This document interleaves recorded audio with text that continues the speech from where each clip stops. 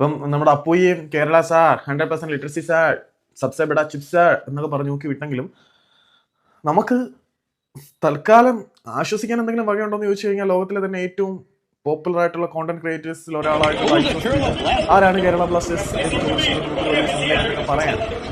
ഐഷോ speed എത്രമാത്രം popularity attain ചെയ്തിട്ടുണ്ട് എന്ന് എല്ലാവർക്കും അറിയാം. ഈ ഐഷോ സ്പീഡിലേക്ക് അതവിടെ നിൽക്കട്ടെ.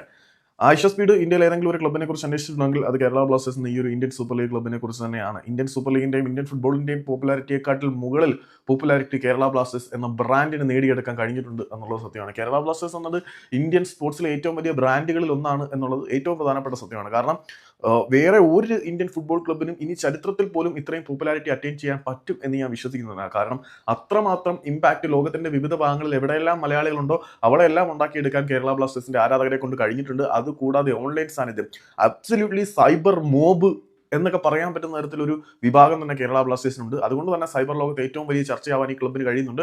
അതുകൊണ്ട് സൈബർ ലോകവുമായിട്ട് നിരന്തരം ഇടപഴകുന്ന ആളുകൾക്ക് ഇന്ത്യൻ ഫുട്ബോളിനെ കുറിച്ച് എന്തെങ്കിലും അറിയാമെങ്കിൽ കേരള ബ്ലാസ്റ്റേഴ്സിനെ കുറിച്ച് അറിഞ്ഞതിന് ശേഷം മാത്രമേ, അല്ലെങ്കിൽ കേരള ബ്ലാസ്റ്റേഴ്സിനെ കുറിച്ച് ആയിരിക്കും ഇന്ത്യൻ ഫുട്ബോളിനെ കുറിച്ച് അവർ കേട്ടിട്ടുണ്ടെങ്കിൽ എന്തെങ്കിലുമൊക്കെ ആവുന്നത്. ഏതായാലും ഇതിന്റെയൊക്കെ പേരിൽ നമുക്ക് അഭിമാനിക്കാമെങ്കിൽ പോലും കളിക്കളത്തിൽ നമ്മളുടെ പിഴച്ച മാനേജ്മെന്റ് കാണിക്കുന്ന നെറുകേടുകൾ മൂലം അംബീഷ്യസ് മാനേജ്മെന്റുകൾ അവരുടെ ടീമിനെ കൊണ്ട് മികച്ച വിജയങ്ങൾ സ്വന്തമാക്കുമ്പോൾ നമുക്ക് കളിക്കളത്തിൽ തലകുനിച്ച് നിൽക്കേണ്ടി വരും. പക്ഷേ ഇത്തരത്തിലുള്ള നേട്ടങ്ങൾ ഒരു വലിയ സാധനമായിട്ട് നമുക്ക് എടുത്തുവരുത്തി അഭിമാനിക്കാൻ കഴിയും. പക്ഷേ അഭിമാനിക്കാം എന്നുള്ളത് സത്യം തന്നെയാണ്. പക്ഷേ ഇത്തരത്തിലൊരു അഭിമാനം മാത്രം മതിയോ എന്നുള്ള ഒരു ചോദ്യം തന്നെയാണ്. നമുക്ക് ബ്ലാസ്റ്റേഴ്സിന്റെ ട്രോഫി ക്യാബിനറ്റിലേക്ക് നോക്കി കഴിയുമ്പം ഈ ഇംപ്രഷൻ ഡൗൺ ആയിട്ട് പോകാനും സാധ്യതയുണ്ട്. സോ വേണമെങ്കിൽ നമുക്ക് ഇതിന്റെ പേരിൽ അഭിമാനിക്കാം.